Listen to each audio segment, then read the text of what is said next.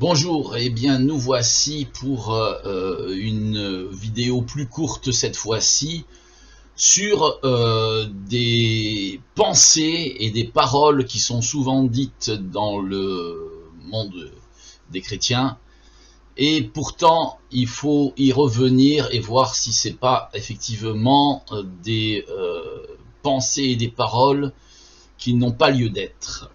Donc nous allons commencer cette étude avec la lettre tue mais l'esprit vivifie, 2 Corinthiens 3,6. Il nous a aussi rendu capables d'être ministres d'une nouvelle alliance, non de la lettre mais de l'esprit, car la lettre tue mais l'esprit vivifie. Certaines citations de la Bible sont devenues des dictons du diable. On a tordu le sens de ce qui est écrit pour faire dire ce que la Bible ne dit pas. On a coupé des versets pour leur faire dire ce que la Bible ne dit pas. Comment donc ces dictons ont pris la place dans la pensée de la majorité des esprits? La principale raison est de ne pas relire le verset en question, puis de ne pas lire le contexte. Dans le cas d'aujourd'hui, il s'agit certainement de l'un des plus grands dictons du diable pour court-circuiter la parole de Dieu. N'oublions pas que le diable connaît la parole aussi, et que si nous ne sommes pas affermis au point de dire « oui, mais il est aussi écrit », nous risquons de déraper en ce qui concerne la connaissance de la parole de Dieu. En effet, on voudrait nous faire croire que celui qui est proche de la parole de Dieu finira par mourir et que celui qui a compris par l'esprit les choses de Dieu vivra. On voit donc dans beaucoup de commentaires ce dicton: la lettre tue et l'esprit vivifie. Finalement, quand quelqu'un n'a pas suffisamment de connaissances et qu'il est repris par une personne qui a beaucoup plus de connaissances de ce qui est écrit, la rhétorique la plus employée est la lettre tue et l'esprit vivifie. Ainsi on jette une pierre avec un demi-verset écrit dessus au visage de celui qui a plus de connaissances, comme si celui qui connaît parfaitement l'écriture était un pharisien. C'est d'ailleurs ce qui suit dans la rhétorique du diable. Les pharisiens connaissaient mieux que toi les écritures, et toi tu viens nous enseigner? Une autre rhétorique du diable nous dit que l'homme au jardin d'Éden s'est approché de l'arbre de la connaissance, et qu'ainsi il y a eu la chute. Nous allons donc montrer que ces paroles ou pensées ne viennent pas de Dieu, mais du diable, en faisant des lectures thématiques et des lectures prises dans leur contexte. Petit 1, la lettre tue et l'esprit vivifie. Pour ce verset, qui est certainement le plus utilisé, il suffira d'une lecture dans son contexte pour s'apercevoir qu'il est utilisé sans en avoir compris le sens. 2 Corinthiens 3,4 en version second 1910, je lis le contexte. Cette assurance-là, nous l'avons compris par Christ auprès de Dieu. Ce n'est pas à dire que nous soyons par nous-mêmes capables de concevoir quelque chose comme venant de nous-mêmes. Notre capacité, au contraire, vient de Dieu. Il nous a aussi rendus capables d'être ministres d'une nouvelle alliance, non de la lettre, mais de l'esprit, car la lettre tue, mais l'esprit vivifie. Or, si le ministère de la mort gravé avec des lettres sur des pierres a été glorieux, au point que les fils d'Israël ne pouvaient fixer les regards sur le visage de Moïse, à cause de la gloire de son visage, bien que cette gloire fût passagère, combien le ministère de l'esprit ne sera-t-il pas plus glorieux? Si le ministère de la condamnation a été glorieux, le ministère de la justice est beaucoup plus supérieur en gloire. Et sous ce rapport, ce qui a été glorieux ne l'a point été, à cause de cette gloire qui lui est supérieure. En effet, si ce qui était passager a été glorieux, ce qui est permanent est bien plus glorieux. Voyons maintenant la version Semeur, qui est plus fluide pour la compréhension.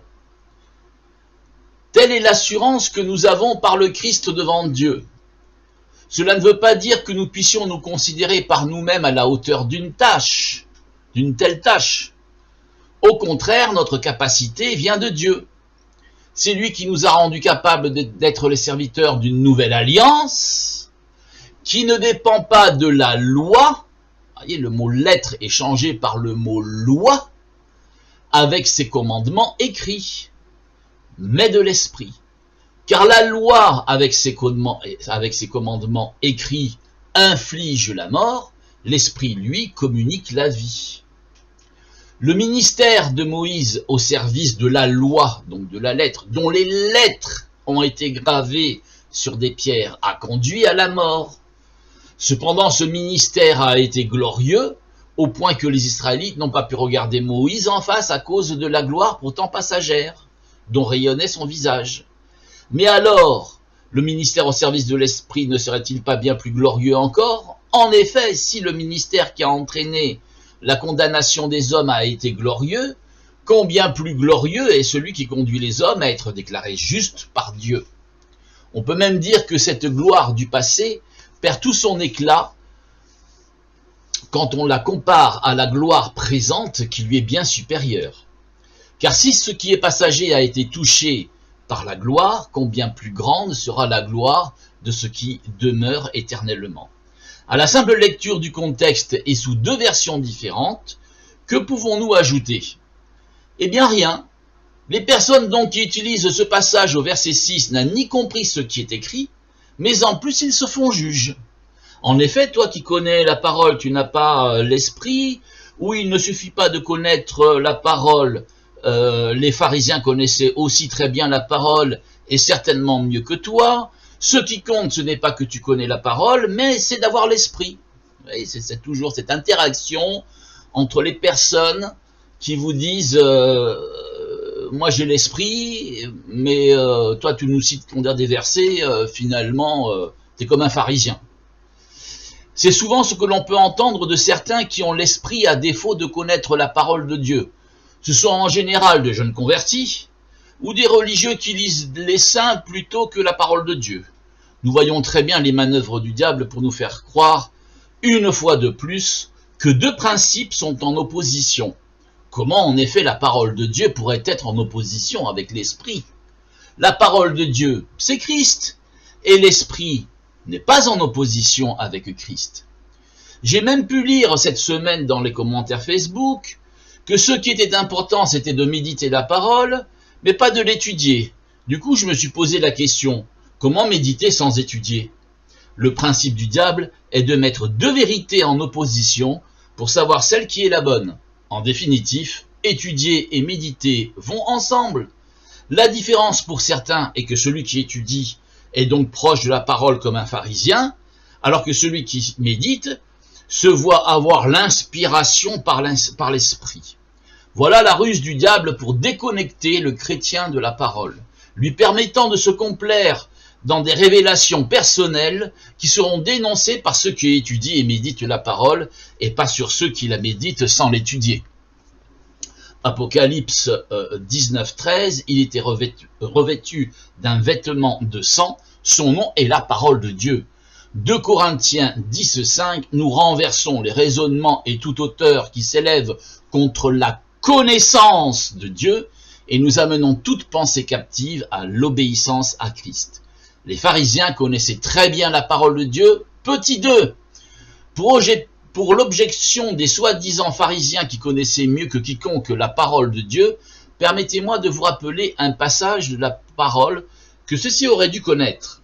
Matthieu 27:3. Alors Judas qui l'avait livré, voyant qu'il était condamné, se repentit et rapporta les 30 pièces d'argent aux principaux sacrificateurs et aux anciens, en disant « J'ai péché en livrant les sangs innocents. » Ils répondirent « Que nous importe, cela te regarde. » Judas jeta les pièces d'argent dans le temple, se retira et alla se pendre. Les principaux sacrificateurs les ramassèrent, et ils dirent « Il n'est pas permis de les mettre dans le trésor sacré, puisque c'est le prix du sang. » Et après avoir délibéré, ils achetèrent avec cet argent le champ du potier pour la sépulture des étrangers. C'est pourquoi ce champ a été appelé champ du sang jusqu'à ce jour. Alors s'accomplit ce qui avait été annoncé par Jérémie le prophète, Ils ont pris les 30 pièces d'argent, la valeur de celui qui a été estimé, qu'on a estimé de la part des enfants d'Israël, et ils les ont donnés pour le champ du potier, comme le Seigneur me l'avait ordonné. Zacharie 11,13.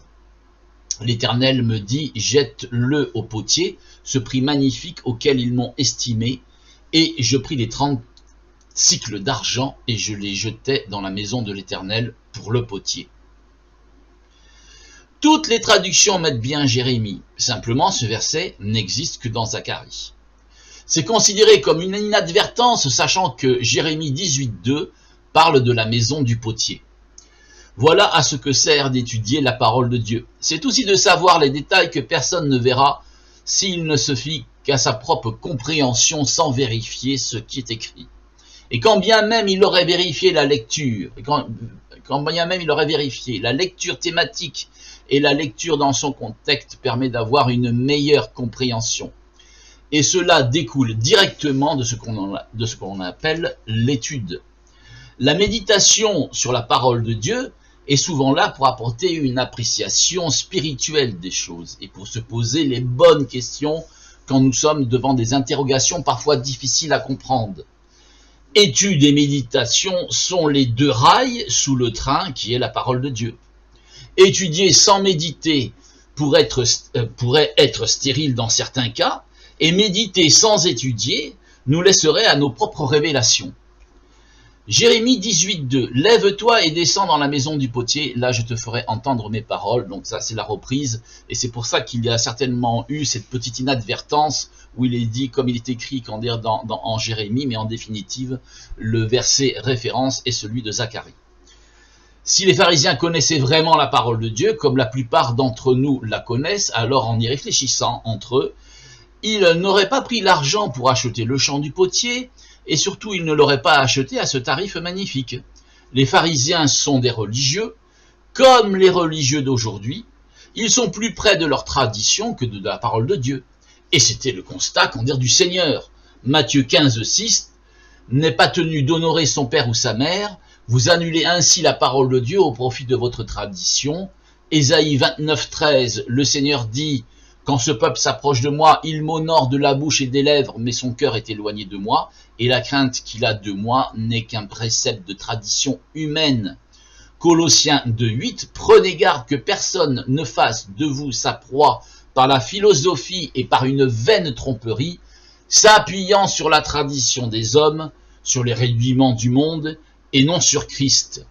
Marc 7,6, hypocrite, leur répondit-il, Ésaïe vous a fort bien dépeint dans sa prophétie, où il est écrit, ce peuple m'honore du bout des lèvres, mais au fond de son cœur, il est bien loin de moi. Le culte qu'il me rend n'a aucune valeur, car les enseignements qu'il donne ne sont que des règles inventées par les hommes. Vous mettez de côté le commandement de Dieu pour observer la tradition des hommes. Puis il ajouta, ah, vous réussissez parfaitement à mettre de côté le commandement de Dieu pour établir votre propre tradition. En effet, Moïse a dit, honore ton père et ta mère, mais vous, que dites-vous? Si un homme dit à son père ou à sa mère, la part de mes biens avec laquelle j'aurais pu t'assister est corban, c'est-à-dire offrande à Dieu, alors vous ne le laissez plus rien faire pour son père ou sa mère. Voilà comment vous annulez la parole de Dieu par votre tradition, celle que vous vous transmettez, et vous faites bien d'autres choses du même genre. Il n'y a pas de verset qui explique que les religieux connaissaient très bien la parole de Dieu. Vous savez maintenant quoi répondre à ceux qui disent que les pharisiens connaissaient mieux la parole de Dieu et que celui qui est un vrai disciple de sa parole, comme vous l'êtes certainement. Les pharisiens connaissaient très bien leurs propres règles et traditions, mais la parole de Dieu autrement, mais pas la parole de Dieu, autrement ils n'auraient pas donné 30 pièces d'argent et n'auraient pas acheté le champ du potier.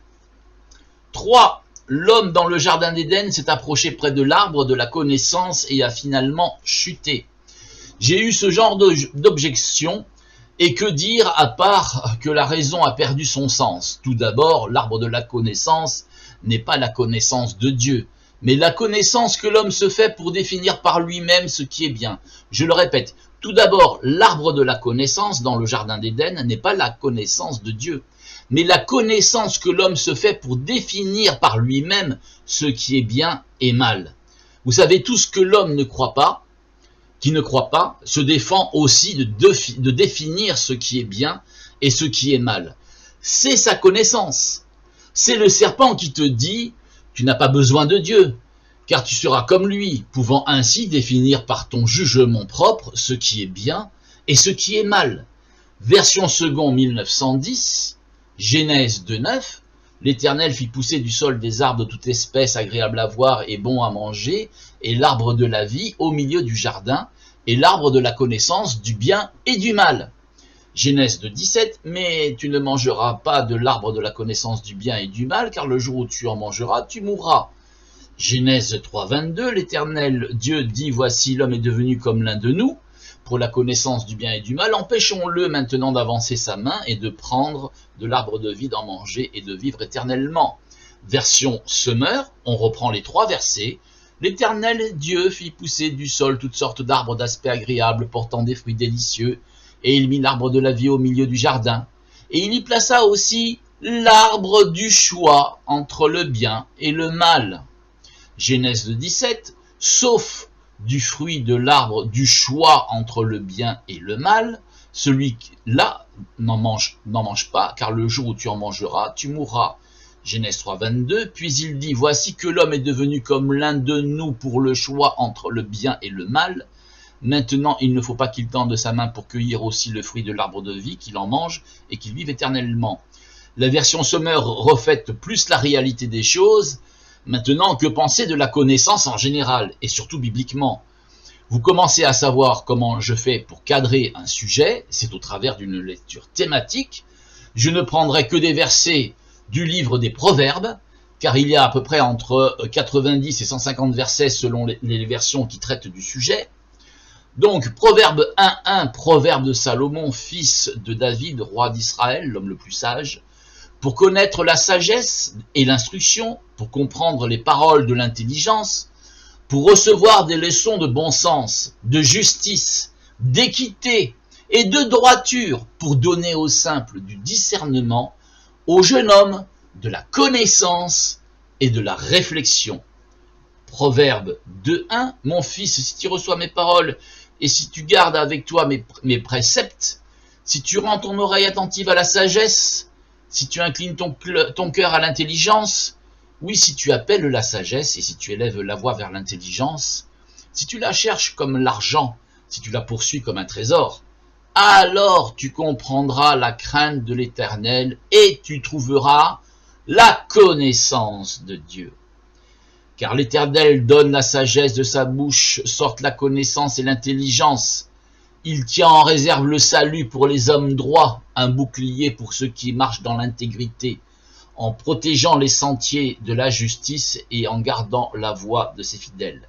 Alors tu comprendras la justice, l'équité, la droiture, toutes les routes qui mènent au bien, car la sagesse viendra dans ton cœur et la connaissance fera les délices de ton âme, car la sagesse viendra dans ton cœur et la connaissance fera les délices de ton âme. La réflexion veillera sur toi, l'intelligence te gardera pour te délivrer de la voie du mal de l'homme qui tient des discours pervers. Proverbe 13:16, tout homme prudent agit avec connaissance, mais l'insensé fait étalage de folie. Apprenons à faire comme les Bériens, qui vérifiaient tout ce qui était dit. Acte 17:10, aussitôt les frères firent partir de nuit Paul et Silas pour Bérée. Lorsqu'ils furent arrivés, ils entrèrent dans la synagogue des Juifs. Ces Juifs avaient des sentiments plus nobles que ceux de Thessalonique. Ils reçurent la parole avec beaucoup d'empressement, et ils examinaient chaque jour les Écritures pour voir si ce qu'on leur disait était exact. Plusieurs d'entre eux crurent, ainsi que beaucoup de femmes grecques de distinction et beaucoup d'hommes. Cet enseignement est maintenant terminé. J'espère que tout est clair dans votre esprit et n'hésitez pas à la revoir si besoin.